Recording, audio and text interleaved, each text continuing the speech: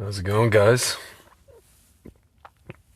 So, you know, uh, you guys probably, those of you who've been watching these videos for a while, you guys probably were watching, some of you may be watching from the way beginning, the beginning of this pandemic, when I was in Israel and Jerusalem, and I was, doing these like very, very long 2-hour broadcasts by myself. I didn't even have a guest on, and I was talking about, there was a segment I basically dedicated to talking about the markets and stocks and all these kind of things in the economics. So you guys probably know that I keep mentioning in passing that I have a background in trading. I was a high-frequency trader and high-frequency, high-volume trader on Wall Street at a proprietary, what's called a prop firm on Wall Street from 2002. I was 21 at the time. See, now you can imagine how old I am. And so I basically did that from 2002 until 2010, and then I made Aliyah, and then I did kind of that even after I made Aliyah in Israel until 2013. So I basically did that for about 11 years, pretty much all my 20s and well into my early 30s, and I'm still kind of in the markets here and there as an investor, but I have a serious background in day trading, high-frequency day trading, so I know about psychology. I know about how to, quickly react, as well as just psychology of the markets, and also just being able to read situations and statistics and all these kind of things. And also, it requires some bit of abstract thought. This is when I was doing this, manually, and then the machines took over, and that's basically when guys like me became kind of obsolete a little bit. So, if you guys remember, so I was basically around during the 2008 collapse, the mortgage-backed securities collapse, and the near collapse of the entire U.S. economy, to the point where they had to, what's it called? Sorry guys, I have like a runny nose. To the point where they had to bail it out. And actually I had my 3 best months. So we're talking like September, October, November, the bestest months I ever had of 2008, due to like the bailout. And if you guys remember, that was when the revelations came out about Bernie Madoff and what he did. The fraud that he did with basically stealing $65 billion of people's money, investors' money. And I happen to have my own theories about all that, and I think it included his sons and all that kind of stuff, which I won't get into now. But guys, I'm thinking of the situation that we're in right now, and I can't help but think of that situation, the Madoff situation. And as you guys know, I made a video of like about a month ago talking about how this is basically, we're in one of the biggest medical Ponzi schemes in the history of the world. And honestly, guys, I want to ask you guys a question. If I came to people on Wall Street, really serious people on Wall Street, traders, investors, investment bankers, executives on Wall Street in 2007, and I came to them and I said to them, that guy Madoff, that firm Madoff, Bernard Madoff, that was the name of the firm, it was named after him. Well, what would you say if I told you that that guy who heads that firm is in the process of defrauding people and organizations of $65 billion. Not million, but billion. My friends, what those people would have told me at that time in 2007? Or even in the beginning of 2008, they would have told me, you are making something like wildly exaggerated presumptions. Something to that effect. You're basically making, you have no evidence. You're going by just like conjecture. You have absolutely no evidence. What the heck are you talking about? They would tell me, the guy you're talking about he's a reputable person on Wall Street. He founded NASDAQ. He was one of the developers of what we now know today as electronic trading. And which is the sad part. Why did he need to do this? He sat on the board of NASDAQ. He was at one point the head of NASDAQ, ran NASDAQ. What the heck are you talking about? My friends, had I done this, I would be like literally chased out of every building on Wall Street. Because I would be saying something absolutely ridiculous. And my friends, you probably don't know this, but, there was a man by the name of, I forget his first name. Last name is Markopoulos. That's how you pronounce his name. A Greek guy. And he started investigating Madoff in the year 1999. And he tried to warn, he came to the SEC on 3 occasions, 2000, 2001, and 2005. He was either laughed out of the building, or he was basically stonewalled because, why? Because we found out later that there were conflicts of interest. It's like, I want to sneeze. Anyway. Oh, it's one of those. It won't come out. There were conflicts of interest. Okay. Actually, it turned out that Madoff had a niece who was a lawyer at the SEC. That was one of the conflict of interest among many others, right? And my friends, so, Wall Street just went along, prodded along all those years.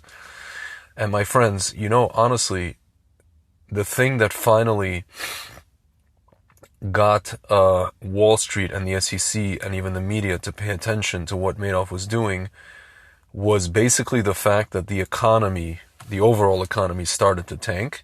And obviously, like most normal people, Madoff's investors came to Madoff and said, we want to pull out our money. We will please, we would like to pull out our investments. Okay, we've made enough, because he was, if you guys remember, he was reporting to them crazy gains, percentage gains, every month, every year, whatever it is.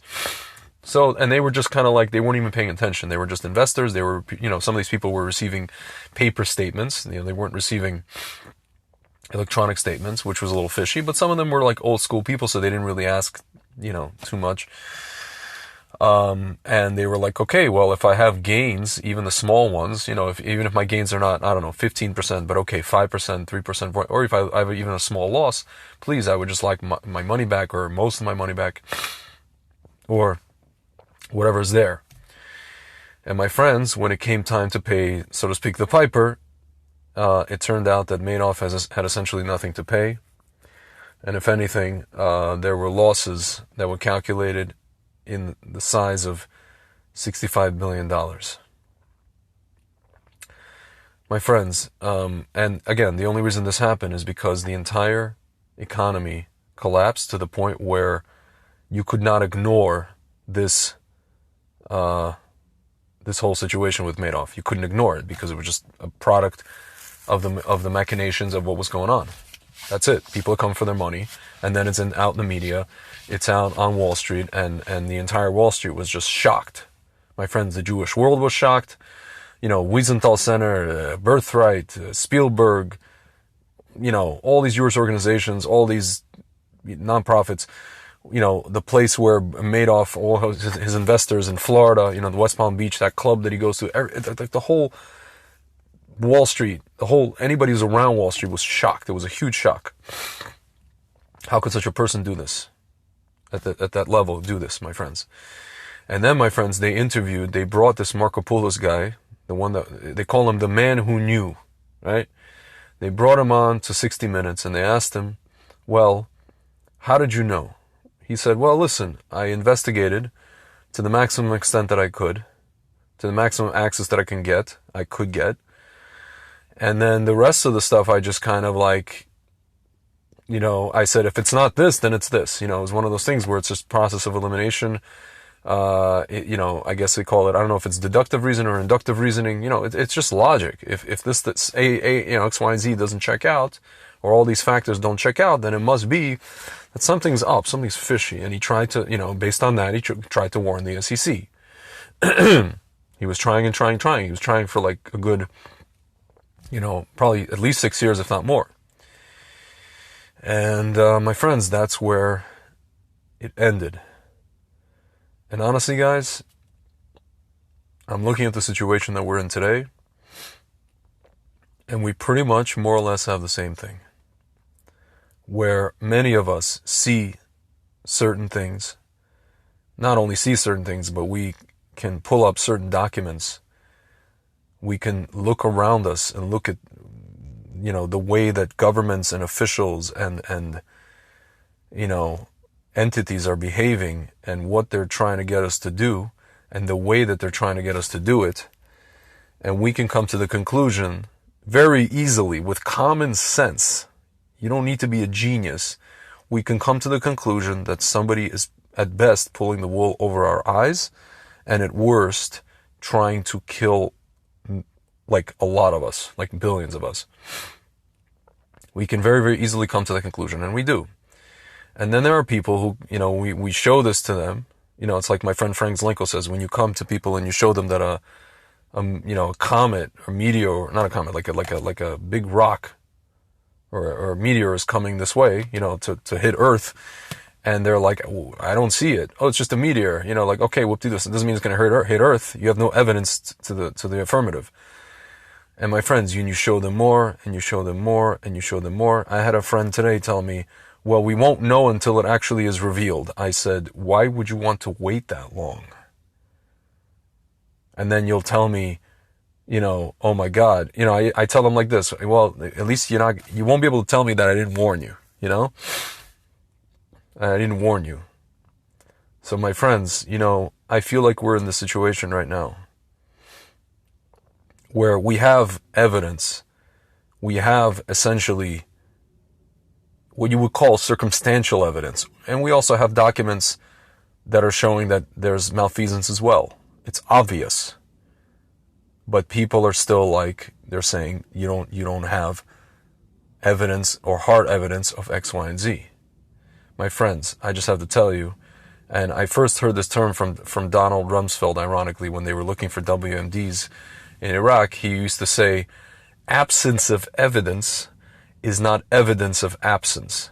It doesn't mean that you should just go around, obviously, accusing people without evidence and saying, well, there might be evidence.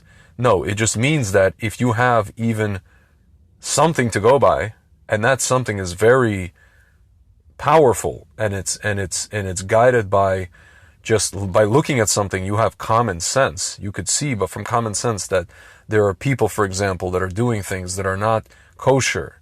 The way that they're doing them, the way that they're pushing something, and the way that they're canceling other people who are pushing alternatives, who are pushing things that work, or just stopping the medical community from giving these things out. My friends, you can conclude from this. This is common sense. I mean, I don't know. Why is it common sense to me? I don't know. That something isn't right. That something isn't right. And my friends, we are in, we're basically in the Madoff, the medical version of a Madoff situation, of a Bernie Madoff situation. We're in a gigantic Ponzi scheme. How do I know it's a Ponzi scheme? Guys, I made a video before. I said, these people are telling us, well, if not, it only works, this stuff that we're selling you or that we're coercing you to take, only works if everybody's in on it. And if people start, quote unquote, pulling out their investment, then what's it called? Then that's it. The whole thing collapses. Batia Bernstein, I do offer solutions. You're asking me about solutions for treatments. I can tell you them, but I don't want to say them on camera here because this page might get deplatformed for medical misinformation. Okay? But I do offer solutions. Yes. I have plenty. But as far as solutions to how to fight these people, I mean, listen, we can only fight them by resisting, by openly resisting. That's it. And that's what we're doing, Anyway, so my friends, and again, I always talk about this with my friend Frank, and really we come to the conclusion that, or at least I have, that this thing is going to collapse when, people basically start pulling their quote-unquote investment out. When the people who took 2 won't take 3, when the people who take 3 won't take 4. And honestly, what I could see is when the people who took 4, or will take 4, will start screaming at the people who took 3, and the people who took 3 will start screaming at the people who took 2, and so on and so forth. And the ones of us who didn't take any of this crap will be sitting in the, and I like to say, we'll be sitting in the cheap seats, in the nosebleed section of, Madison Square Garden, chanting, "Let's go Brandon," right? I also just said a medical misinformation. By saying that phrase, I said medical misinformation, which I don't even know what that has to do with anything. So, yeah, guys, I mean, we're in the biggest medical Ponzi scheme in history. And, there are many Marco Poloses that are trying to warn people. And the people that they're trying to warn, there's also a lot of conflict of interest. There's also a lot of, just corruption, just as there were with that situation, with the Madoff situation. And my friends, it's, in the end, what I can see here, it's not going to be just an interview with one person, one man who knew. My friends, there's a lot of people that know. There's a lot of people on the inside that know. There's a lot of people on the outside that know, that can tell. It's just it's like obvious. It's so obvious. My God. I try to talk to some friends of mine, and then they're telling me, well, some people just want to live their lives and not be bothered with this. And I'm just like, well, in order to live your life that you think you're so busy with, right? You first have to be physically alive. Zat Hashem. You still have to actually physically be alive and breathing. And then you can go, live your life, live the things that you're busy with. And at least to know, let's say if you took something and it might have effects, to know how to counter those effects, or how to at least minimize at this point those effects, because we don't know what's going to be. My friends, honestly, I was just telling my friend Frank that, like, part of me has this morbid thought of just kind of like, little by little, things are going to start coming out. Not little by little, but a lot at once, Just as we know, salvation can come in a blink of an eye. And, again, people are just going to start, as a result of what they're going to see, they're going to start pulling out their investment. And when they start pulling out their investment, just as with that Madoff situation, the media, the medical community, all these people who are laughing people out of the building, who have been laughing people out of the building, including myself. I've been laughed out of the building by some people I know, okay? Proverbial building. All these people that were doing that are not going to be able to ignore what's in front of their face. They're not going to be able to ignore it anymore. And then we'll start the investigations, and then we'll find that some of the most reputable, quote-unquote reputable people, just as Madoff was reputable, he was very, guys, believe me, he was very reputable. I remember it was even more prestigious. Some of my guys who were in my office, some of them went to work at Madoff. They had options between Madoff and Goldman Sachs at the time, and they chose Madoff because Madoff was hiring only the most talented. That's the sad part. He had a whole legit side of his business with trading, and he was hiring only the most talented day traders on Wall Street. He was recruiting, and it was actually more prestigious to go work at Madoff. The guy who had a website with like cursive, it said Bernard Madoff in cursive, versus actually going to work at Goldman as a investment grunt, investment banking grunt. Guys, I'm telling you, and we're going to have some of the most reputable people in the medical field have the same reaction, or be included in the same downfall. I'm telling you right now.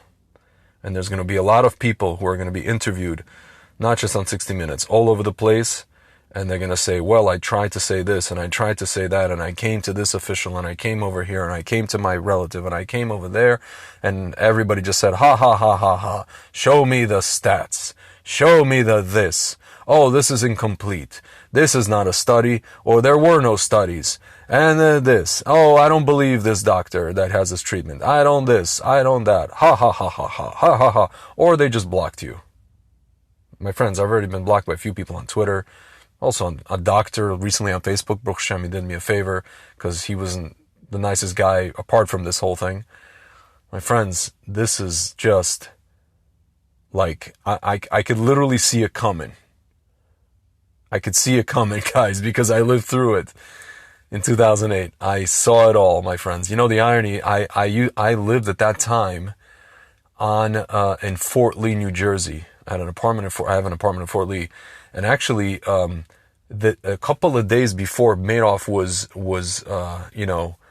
before the media released all this stuff about Madoff, this is in December, Madoff was with his wife at the Hilton. Is it the Hilton or I forget, there's some hotel literally right next to where I lived in Fort Lee. So he was like, I don't know, I could have walked to see him had I known he was there. He was at some function at the Hilton, him and his wife, 2 days prior. I think it was like December 6th or something like that, December 7th. And I remember December 10th is when they came out with the news that Madoff did all this stuff. My friends, I was in it. I was in it. I worked there, as a trader during that time. I remember it very, very well. And I'm telling you, this is like a repeat for me. People getting laughed out of the building, and then, those same people who are getting laughed out of the building are going to then be appearing in the media, telling their story of how they tried to warn everybody, and nobody listened.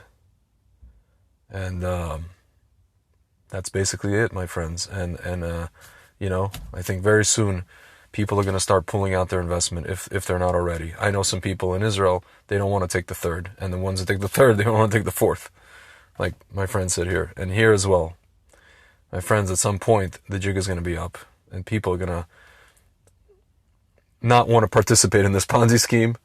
And that'll be the end of that. Anyway, guys. All right. Have a good evening, and I'll talk to you soon.